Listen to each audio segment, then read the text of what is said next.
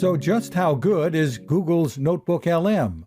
Among other things, the AI tool can digest content from a variety of forms and create briefings, summaries, or even, as you'll hear, an AI podcast. While some things may be a bit off, for the most part, this is spot on. Here are your AI hosts summarizing some recent interviews and reports. Welcome to another deep dive. We've got a really interesting stack of articles this week, all pulled from Techstination. Oh yeah, Techstination. That's Fred Fishkin's show. That's right. He covers pretty much everything tech. Computers, digital photography, gadgets, even video games. So a little bit of everything then. What are we diving into specifically this week? Well, we've got articles about AI, some new gadgets, even a little bit of automotive history. All right, well, let's unpack it. Sounds good. Well, the thing that kind of jumps out from a lot of these articles is AI.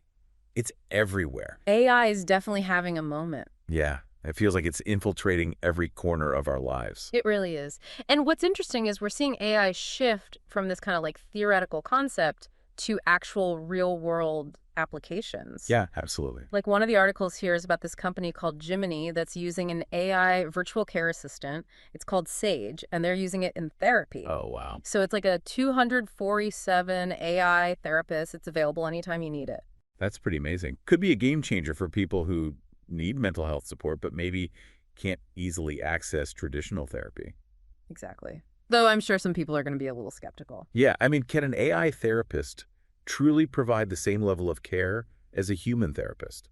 That's a really good question. I mean, AI can definitely offer support, resources, maybe even some helpful coping mechanisms. Right. But will it ever fully replace human therapists? I'm not so sure. I think that human element, that empathy and understanding is still pretty crucial when it comes to mental health care. Yeah, I think you're probably right. But even beyond therapy, AI is being used for all sorts of creative tasks too. Like there's this article here about integral AI, and they're actually using AI for game creation. Oh, wow. And Fishkin even says in one of his pieces, get used to seeing much more AI in your everyday life this year. He might be right about that. I think he's exaggerating. I don't know. We also have this book here that you sent me, Supercharge Your Life with AI, by Ricard Steiber. He's a former Google exec. Oh, right. It seems like AI is becoming a lot less of a futuristic fantasy and a lot more of a practical tool that, everyone can learn to use. Okay, so AI is taking over the world. What else is new and cool? So many things. Let's talk gadgets. Yeah, let's switch gears. What stood out to you in the gadget department? Well, I was really intrigued by the eSight Go glasses. What are those? They're these glasses designed to help people with low vision. Okay. Conditions like macular degeneration or diabetic retinopathy. And we're not talking about just like helping with blurry vision, but actually helping people see more clearly. Wow. Potentially giving people back their independence, the ability to, enjoy things that they thought they would never experience again. That's pretty powerful stuff. It really is. But on a slightly lighter note, I also saw something about a talking toothbrush. Oh, yeah, the Oaklean toothbrush. A talking toothbrush. I mean, who hasn't wished that their toothbrush could tell them a joke in the morning? I don't know if I've ever wished for that. It's just a fun example of how technology can add a little bit of personality to, everyday objects. Yeah. But remember, we also saw those motorized skis, the Eskimo skis, I think they're called. Oh, yeah. The ones that propel skiers uphill. That was presented at CES, right? Yeah. So we're seeing innovation across the board, from everyday hygiene to high-tech recreation. Yeah, those skis sound kind of amazing, though I imagine they could cause some chaos on the slopes. But, speaking of cool tech, there's an article here about Ford, and they're celebrating 75 years of law enforcement vehicles. 75 years, huh? Yeah. Wow. I mean, those Crown Victorias are practically iconic at this point. Absolutely. And they have a quote here from Ford's heritage brand manager, Ted Ryan, and he talks about the evolution of these vehicles. I wonder what the future holds for law enforcement vehicles. Yeah, it makes you wonder. Right? I mean, will we see self-driving police cars patrolling the streets? Or maybe flying drones? Who knows? But, beyond just the articles, Techstination has some really fascinating interviews, too. Oh, yeah. Like what? Well, there's one with this doctor, Dr. Guy Fagarazzi, and he's talking about detecting diabetes through voice analysis. Wait, what? Detecting diabetes just by listening to someone's voice? That's right. Apparently, they can analyze voice recordings and look for subtle patterns and variations that might indicate diabetes. Wow. I mean, that's incredible. Right.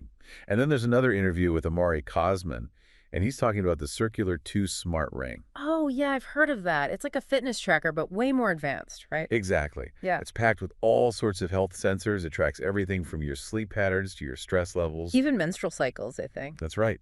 It's like having a mini doctor on your finger. Wow.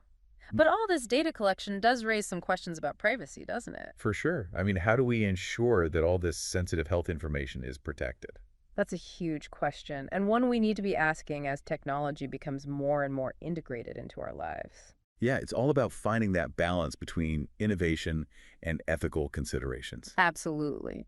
And speaking of innovation, there's this great interview with Timothy Husu from One More. One more. They make headphones, right?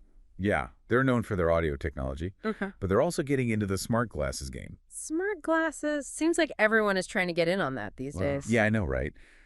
But One More seems to be taking a different approach.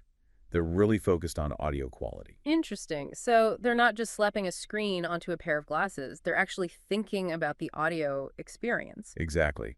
Which makes sense, especially if they're targeting users who want to use smart glasses for listening to music, podcasts, or audiobooks. It sounds like Techstination is covering a lot of ground. From AI-powered therapists to talking toothbrushes to the history of police cars and the future of wearable tech. It really is. It's like a one-stop shop for all things tech. And it's not just limited to the website, right? No, you can actually hear Techstination on radio stations across the country.